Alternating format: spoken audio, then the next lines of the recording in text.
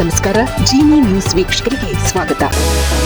Mysuru sandal ಸೋಪ್ನ ನೂತನ ಪ್ರಚಾರ ರಾಯಭಾರಿಯಾಗಿ ನಟಿ ತಮನ್ನಾ ಭಾಟಿಯಾ ಆಯ್ಕೆಯಾಗಿದ್ದಾರೆ. ರಾಜ್ಯ ಸರ್ಕಾರ ಸ್ವಾಮ್ಯದ ಕೆಎಸ್ಡಿಎಲ್ ಮತ್ತು ಅದರ ಐಕಾನಿಕ್ ಬ್ರಾಂಡ್ ಮೈಸೂರು ಸ್ಯಾಂಡಲ್ ಸೋಪ್ಗೆ ನಟಿ ತಮನ್ನಾ ಭಾಟಿಯಾ ರಾಯಭಾರಿಯಾಗಿ ಅಧಿಕೃತವಾಗಿ ಆಯ್ಕೆಯಾಗಿದ್ದಾರೆ. ಬೆಂಗಳೂರಿನಲ್ಲಿ ನಡೆದ ಅದ್ದೂರಿ ಸಮಾರಂಭದಲ್ಲಿ ಬೃಹತ್ ಮತ್ತು ಮಧ್ಯಮ ಕೈಗಾರಿಕಾ ಸಚಿವ ಎಂಬಿ ಪಾಟೀಲ್ ಅವರು ನಟಿ ತಮನ್ನಾ ಭಾಟಿಯಾ ಅವರನ್ನು ಮುಂದಿನ 2 ವರ್ಷಗಳ ಅವಧಿಗೆ ಸಂಸ್ಥೆಯ ಅಧಿಕೃತ ಪ್ರಚಾರ ರಾಯಭಾರಿಯನ್ನಾಗಿ ಘೋಷಿಸಿದರು. ಮೈಸೂರು ಸ್ಯಾಂಡಲ್ ಸೋಪ್ ಈಗಾಗಲೇ ದಕ್ಷಿಣ ಭಾರತದಲ್ಲಿ ಪ್ರಬಲವಾಗಿದೆ. ಈಗ ಉತ್ತರ ಭಾರತ ಹಾಗೂ ಜಾಗತಿಕ ಮಾರುಕಟ್ಟೆಯಲ್ಲಿ ತನ್ನ ವ್ಯಾಪ್ತಿಯನ್ನು ವಿಸ್ತರಿಸಿಕೊಳ್ಳಲು ಯುವ ಪೀಳಿಗೆಯನ್ನು ಹೆಚ್ಚಾಗಿ ಸೆಳೆಯಲು ತಮನ್ನಾ ಅವರ ತಾರಾವರ್ಚಸ್ಸನ್ನು ಬಳಸಿಕೊಳ್ಳುತ್ತಿದೆ. ಕೇವಲ ಸೋಪ್ ಮಾತ್ರವಲ್ಲದೆ ಕೆಎಸ್ಡಿಎಲ್ ಈಗ ಸೌಂದರ್ಯವರ್ಧಕ ಕ್ಷೇತ್ರಕ್ಕೂ ಲಗ್ಗೆ ಇಟ್ಟಿದೆ.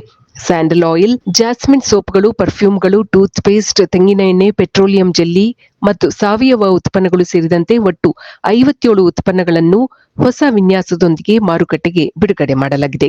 ಸಚಿವ ಎಂಬಿ ಪಾಟೀಲ್ ಭಾಗವಹಿಸಿದ್ದ ಈ ಸಮಾರಂಭದಲ್ಲಿ 57 ಹೊಸ ಉತ್ಪನ್ನಗಳನ್ನು ಬಿಡುಗಡೆ ಮಾಡಲಾಯಿತು. ಈ ಹಿಂದೆ ರಾಜ್ಯ ಸರ್ಕಾರವು ತಮನ್ನಾ ಭಾಟಿಯಾ ಅವರ ಆಯ್ಕೆಯನ್ನು ತಿಳಿಸಿದಾಗ ಸೋಷಿಯಲ್ ಮೀಡಿಯಾದಲ್ಲಿ ಅನೇಕರು ಸರ್ಕಾರದ ನಡೆಯನ್ನು ಟೀಕಿಸಿದರು.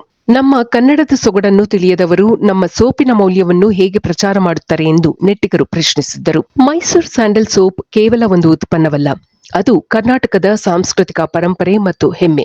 ಇಂತಹ ಐತಿಹಾಸಿಕ ಬ್ರ್ಯಾಂಡ್ಗೆ ಕನ್ನಡಿಗರೇ ಮುಖವಾಗಬೇಕು ಎಂದು ಕನ್ನಡ ಪರ ಸಂಘಟನೆಗಳು ವಾದಿಸಿದ್ದವು. ತಮನ್ನಾ ಅವರಿಗೆ ಈ ಒಪ್ಪಂದಕ್ಕಾಗಿ ಅಂದಾಜು 6.20 ಕೋಟಿ ರೂಪಾಯಿ ನೀಡಲಾಗುತ್ತಿದೆ. ಕನ್ನಡಿಗರ ತೆರಿಗೆ ಹಣವನ್ನು ಪರಭಾಷಾ ನಟಿಗೆ ಇಷ್ಟು ದೊಡ್ಡ ಪ್ರಮಾಣದಲ್ಲಿ ನೀಡುವುದು ಸರಿಯಲ್ಲ ಎಂದು ಕನ್ನಡ ರಕ್ಷಣಾ ವೇದಿಕೆ ಆಕ್ಷೇಪಿಸಿತ್ತು. ಪುನೀತ್ ರಾಜ್ಕುಮಾರ್ ಅವರು ನಂದಿನಿ ಉತ್ಪನ್ನಗಳಿಗೆ ಉಚಿತವಾಗಿ ರಾಯಭಾರಿಯಾಗಿದ್ದರು. ಇಂತಹ ಉದಾಹರಣೆಗಳಿರುವಾಗ ಕೋಟಿಗಟ್ಟಲೆ ಹಣ ಸುರಿದು ಹೊರಗಿನವರನ್ನು ಕರೆತರುವ ಅಗತ್ಯವೇನಿತ್ತು ಎಂದು ಸಾರ್ವಜನಿಕರು ಪ್ರಶ್ನಿಸುತ್ತಿದ್ದಾರೆ. ಆದರೆ ಇಂತಹ ಯಾವುದೇ ಟೀಕೆ ಆಕ್ಷೇಪಕ್ಕೂ ಮಣಿಯದ ರಾಜ್ಯ ಸರ್ಕಾರ ತಮನ್ನಾ ಭಾಟಿಯಾ ಅವರಿಗೆ ಜೈ ಎಂದಿದೆ.